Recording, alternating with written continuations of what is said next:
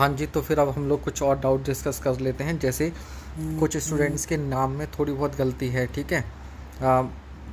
ठीक है, तो उसमें आप क्या कर सकते हैं, सिंपल सा एफिडेविट लगा सकते हैं। जैसे किसी के फादर के नेम में स्पेस नहीं दिया, ठीक है। जैसे देव नारायण है तो देव स्पेस नारायण है, नाम लिख गया है देव नारायण विदाउट स्पेस, ठीक है। किसी ने नाम लिखा पंकज कुमार, सर्टिफिकेट पे कहीं पर लिख गया खाली पंकज, तो ये कोई बहुत बड़ी गलतियाँ नहीं है, एफिडेविट से काम चल जाएगा।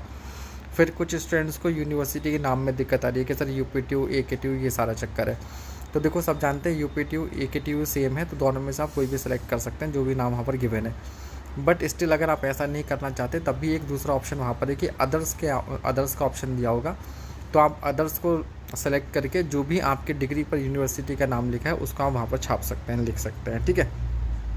फिर एक डाउट है मदर के एड्रेस को लेकर। भाई देखो, इसमें कोई डाउट होना नहीं चाहिए। मदर के एड्रेस से क्या मतलब है?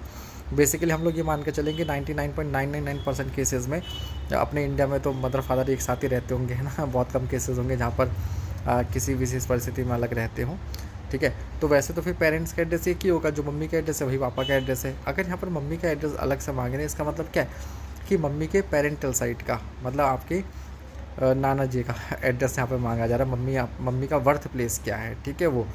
इसी तरीके से फादर वाले में फादर का बर्थ प्लेस। अब इससे वो क्या डिसाइड करना चाह रहे होंगे ये हम नहीं कह सकते हैं। हालांकि फादर के एड्रेस से तो आपका डोमिसाइल डिसाइड होता है। जैसे यूपी फीमेल का बेनिफिट लेने के लिए जो फादर का एड्रेस होगा वही माना जाएगा, ठीक है। ये इसके अलावा एक डाउट था कि सर अगर मेरी जॉब पहले मैं मतलब प्री और मेंस के बीच में जॉब लगी, जब मैंने प्री दिया था UPAE का, उस समय मैंने कोई एग्ज़ाम दे रखा था, उसका रिज़ल्ट आया और फिर मेरा मेंस के पहले जो है वो जॉब लग गई। तो प्री के टाइम पर तो मैंने गवर्नमेंट एम्प्लॉय पर नो पे लिखा था और अभी मुझे जो है वो येस करना है, तो मैं ऐसे में क्या करूँ? तो भाई सिंपल सा है, आप यहाँ पर अब आज की डेट में तो आप गवर्नमेंट एम्प्लॉय है ना, तो आप येस करेंगे। साथ में वहाँ पर एक रिमार्क का ऑप्शन दिया होगा, तो आप वहाँ पर लिख देंगे कि आपकी जॉइनिंग डेट ये है, इस डेट में इस एग्ज़ाम आपने ज्वाइन किया था, ठीक है। तो ऐसा आप लोग कर सकते हैं, ठीक है। तो ये हो गया। एक था फिर लेटरल एंट्री वालों के लिए जिन्होंने BTech सेकेंड ईयर में एडमिशन लिया है, तो हम वहाँ पर हाई स्कूल की डिटेल भरेंगे और इंटरमीडिएट में डिप्लोमा की डिटेल भर सकते हैं। वहाँ पर भी अदर्स का ऑप्शन आएगा कॉलेज वगैरह के नाम में, तो अदर्स में बोर्ड ऑफ टेक्निकल एजुकेशन करके कर सकते हैं। साथ ही साथ आप एडिशनल क्वालिफिकेशन में भी डिप्लोमा की एंट्री वहाँ पर कर सकते हैं, तो इस तरीके से आप उसको फिल कर लेंगे, ठीक है।